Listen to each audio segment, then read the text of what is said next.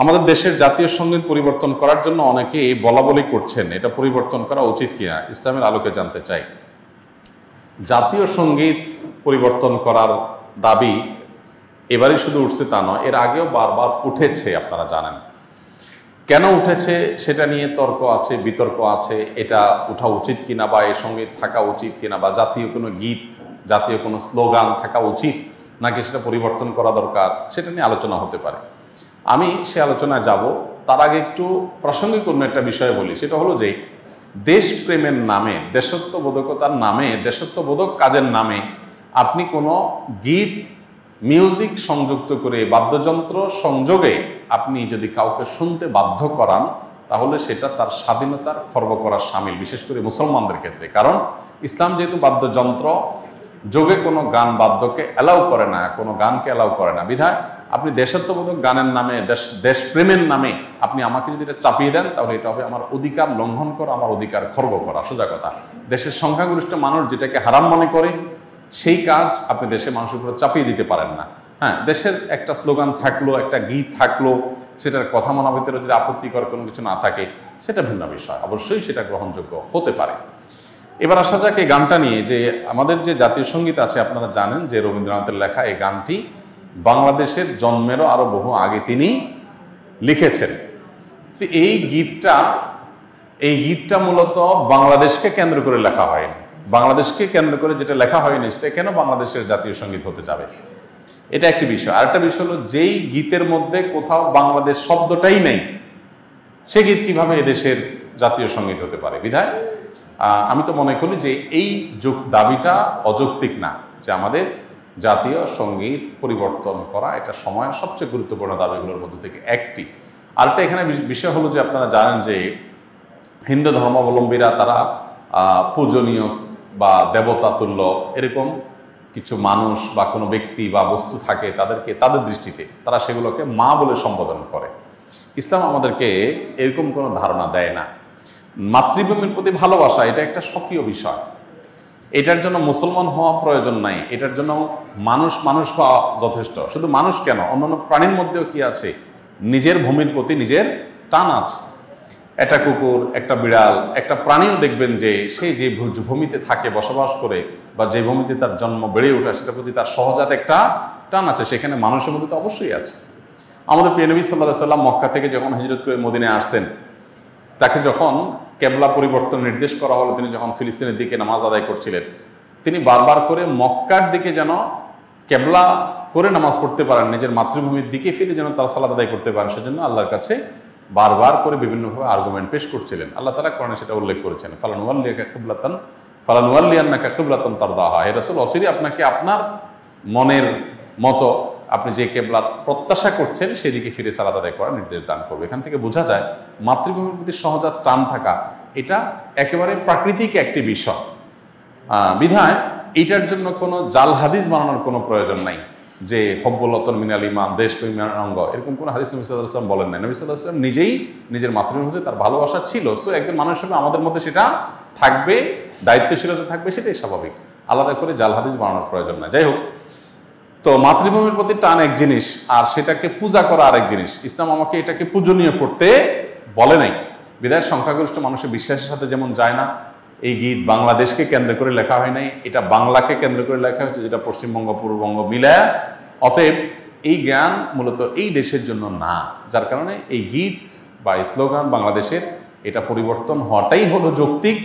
এটাকে যারা মনে করেন অপরিবর্তনীয় বা পরিবর্তনের দাবি তুললেই যারা মনে করেন যে বোধহয় সব গেল, তারা কি এটাকে কোরআন হাদিস মনে করেন নাকি, যে কোরআন হাদিস এটা পরিবর্তন করা যায় না, এটা তো পরিবর্তনযোগ্য। অতএব এটা পরিবর্তন করার দাবিটা আমি ব্যক্তিগতভাবে মনে করি যে অযৌক্তিক নয়। ডিপ্রেশন, দুশ্চিন্তা থেকে মুক্তির উপায় কি? ডিপ্রেশন এবং দুশ্চিন্তা এখন ঘরে ঘরে। যত বেশি সম্পদ, যত বেশি মানুষের দিনকাল ভালো, তত বেশি মানুষের মধ্যে দুশ্চিন্তা, ডিপ্রেশন বেশি। তো এই দুশ্চিন্তা এবং ডিপ্রেশন এটা থেকে মুক্তি লাভের জন্য আমাদের যে কাজগুলো করতে হবে, তার ভিতরে 1 নম্বর হলো 5 ওয়াক্ত নামাজ যথাযথভাবে সুন্দরভাবে আদায় করতে হবে, খুব লম্বা সময় নিয়ে, ধীরে ধীরে। দ্বিতীয়ত, আপনি বেশি বেশি করে কোরআনে কারিমের অর্থ সহকারে তিলাওয়াত করবেন। এটি দুশ্চিন্তা থেকে মুক্তি লাভের জন্য অন্যতম কারণ। বিশেষ করে সূরা ইউসুফ সম্পর্কে অনেক উলামারা বলেছেন, এটা অর্থ সহকারে বুঝে পড়লে, মহব্বতের সাথে পড়লে, তাজবিদের সাথে সুন্দরভাবে পড়লে ইনশাআল্লাহ দুশ্চিন্তা থেকে মানুষ বাঁচতে পারে। তৃতীয়ত, দুরুদের আমল এ সম্পর্কে হাদিসে পরিষ্কারভাবে আমাদেরকে নবী সাল্লাল্লাহু আলাইহি ওয়াসাল্লাম নির্দেশনা দিয়েছেন যে নিয়মিত যদি কেউ দুরুদ পড়ে, সবসময় দুরুদ পড়ে, তো আল্লাহ তাআলা তাকে দুশ্চিন্তামুক্ত করেন। আরেকটা হলো ইস্তেগফার। ইস্তেগফার যদি কেউ নিয়মিত পড়েন, তাকেও আল্লাহ তাআলা দুশ্চিন্তা থেকে হেফাজত রাখেন। আর এছাড়া দুশ্চিন্তা থেকে মুক্তি লাভের জন্য একটা বিশেষ দোয়া আছে, নবী সাল্লাল্লাহু আলাইহি ওয়াসাল্লাম পড়তেন, আল্লাহুম্মা ইন্নী আউযু বিকা মিনাল হাম্মি ওয়াল হাযান ওয়া আউযু বিকা মিনাল আজজি ওয়াল কাসল ওয়া আউযু বিকা মিনাল বুখলি ওয়াল জুবন ওয়া আউযু বিকা মিন গালাবাতি দাইনি ওয়া কাহরি রিজাল। এই দোয়ার প্রথম অংশ যেটা, আল্লাহুম্মা ইন্নী আউযু বিকা মিনাল হাম্মি ওয়াল হাযান, আল্লাহ আপনার কাছ থেকে দুশ্চিন্তা, পেরেশানি, ডিপ্রেশন থেকে আমি পানা চাই, এটা বিশেষ করে পাঠ করবেন। আর এমনিতে নবী সাল্লাল্লাহু আলাইহি ওয়াসাল্লাম নিয়ম ছিল, কানাইজা হাযাবাহু আমরুন ফাযা ইলা সালাহ, কোনো বিষয়ে যখন তিনি পেরেশানিতে পড়তেন নামাজে চলে যেতেন, 2 রাকাত নামাজ পড়তেন। আর এর বাইরে বিশেষ করে ভোর রাতে তাহাজ্জুদের সময় উঠে নিরিবিলি আল্লাহর সাথে একটু মন খুলে কথা বলেন, ইনশাআল্লাহ আল্লাহ তাআলা আপনার মানসিক অশান্তি দূর করবেন। আমি এক জাহেল ফ্যামিলির আলেম। আমার পারিবারিক অবস্থা এমন যে কেউ কারোর সাথে একান্ত প্রয়োজন ছাড়া কোনো কথাই বলে না। তবে গত 2-1 বছর আগে নিজে থেকে আগ্রহে সবার সাথে হাসি খুশি মজাক করার অনেক চেষ্টা করি, কিন্তু মানুষ তো অভ্যাসের দাস, সেই হিসাবে তাহার হয়ে ওঠেনি। এক্ষেত্রে আমার করণীয় কি? দেখুন, আমরা সবসময় বলি যে পরিবার যদি পরিপূর্ণ দিনদার না হয়, তাহলে সবাই আসলে দিনের উপরে চলতে পারে না, খুব কঠিন হয়। এখন পরিবারের যদি বেশিরভাগ সদস্যই জাহেল হয় বা দিনের ছোঁয়া থেকে দূরে থাকেন, তাহলে তাদেরকে আমরা দিনের পথে আনার জন্য চেষ্টা করতে পারি। কিন্তু হেদায়েতের মালিক কে? আল্লাহ। আপনি চেষ্টা করতে পারেন, আল্লাহ যদি হেদায়েত না লেগে থাকেন তার নসিবে, তাহলে আসলে সে হেদায়েত পাবে না। এখন চেষ্টাগুলো কিভাবে হতে পারে? কয়েকটা ওয়ে হতে পারে। নাম্বার 1, নিজেদের সুন্দর আচরণ, উত্তম ব্যবহার, উত্তম আখলাক দিয়ে আপনি তাদেরকে আপনার প্রতি আকৃষ্ট করতে পারেন। অনেক ছেলে আছে বাবাকে দিনের দাওয়াত দেয়, বাবা কথা শোনে না, হয়তো তার বাবা টাকা পয়সার জন্য স্ট্রাগল করছে, তো আপনি তাকে দাওয়াত দেওয়ার জন্য অনেক বেশি সিরিয়াস হয়ে যান, হালাল উপার্জন করে বাবার অভাব দূর করে দেন, তখন দেখবেন বাবা আপনার কথা এমনিতেই শুনবে। তো এইভাবে পরিবারের সদস্যদেরকে বৈধ উপায়ে তাদেরকে কনভিন্স করার চেষ্টা করতে হবে। এর বাইরে তাদেরকে হেদায়েতের জন্য আল্লাহর কাছে চোখের পানি ফেলে দোয়া করতে হবে। আমরা অনেকে শুধুমাত্র ওয়াজ নসিহত করে ছেড়ে দিই, আমি আল্লাহর কাছে দোয়া করব, আসল তো তার দিলের মালিক আল্লাহ তাআলা। আবু হুরায়রা রাদিয়াল্লাহু তাআলা আনহুর মা মুসলমান ছিলেন না, তিনি মুসলমান হওয়ার কারণে তার মা তাকে শারীরিকভাবে টর্চার করতেন, কিন্তু মা যেহেতু কিছু বলতে পারতেন না, নবীজির কাছে এসে দোয়া চাইছেন, হে আল্লাহ রাসূল, আপনি একটু দোয়া করে দেন আমার মায়ের জন্য। আল্লাহ তাআলা দোয়া করেছেন, আল্লাহ আবু হুরায়রার মাকে আপনি হেদায়েত দান করেন। তিনি পর্যায়ে দেখেন তার মা ঈমান আনার জন্য প্রস্তুত হয়ে বসে আছেন। তো এই জন্য হেদায়েতের জন্য পরিবারের সদস্যদের নামে খুব সিরিয়াসনেসের সাথে, খুব আন্তরিকতার সাথে, খুব কায়মনোবাক্যে আল্লাহর কাছে চোখের পানি ফেলে দোয়া করতে থাকেন, তাদের নাম ধরে ধরে।